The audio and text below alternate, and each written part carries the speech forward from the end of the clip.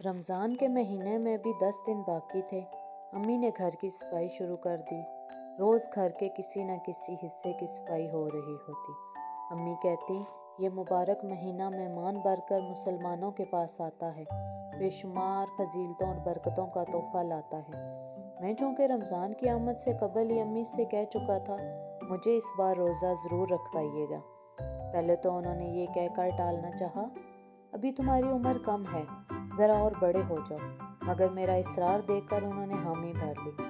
رمضان کا چاند نظر آیا، سب گھر والوں کی خوشی دیکھنے کے قابل تھی۔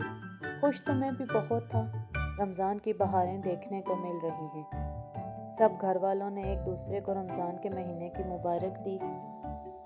اس روز ہم تمہاری روزہ کشائی کریں گے۔ امی، کل کیوں نہیں؟ میں نے پوچھا۔ انہوں نے پیار سے میرے سر پر ہاتھ پھیرتے ہوئے کہا، بیٹا، روزہ کشائی کی تیاری اور مہمانوں کو دعوت دینے میں کچھ وقت لگے گا۔ آخر وہ دن آ گیا۔ سحری تو میں روز ہی کرتا تھا، مگر آج کی سحری کا خاص اہتمام تھا۔ سب گھر والے مجھے کھلانے پر زور دے رہے تھے۔ ابو پریشان تھے کہ کہیں کم عمری کی وجہ سے بھوک اور پیاس مجھے پریشان نہ کرے۔ اتنی دیر میں اذان فجر ہوئی۔ ہم مسجد کی طرف چل دیے۔ واپس آ کر سب نے تلاوت قرآن پاک کی۔ بعد میں ابو نے علیحدہ سے تلاوت اور ترجمہ سنا کر ہمیں سمجھایا۔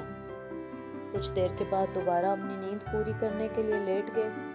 صبح ابو کے دفتر کی چھٹی تھی۔ میری آنکھ کھلی تو امی اور باجی گھر کے کاموں میں لگی ہوئی تھیں۔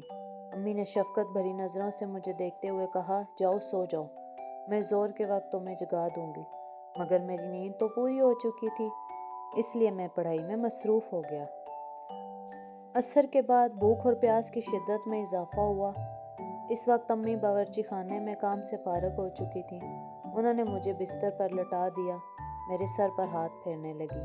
روزہ افطار کا وقت قریب آ رہا تھا۔ میرا دل خوش تھا، مگر روزہ مکمل ہونے والا تھا۔ کچھ مہمان آ چکے تھے، باقی مہمانوں کی آمد جاری تھی۔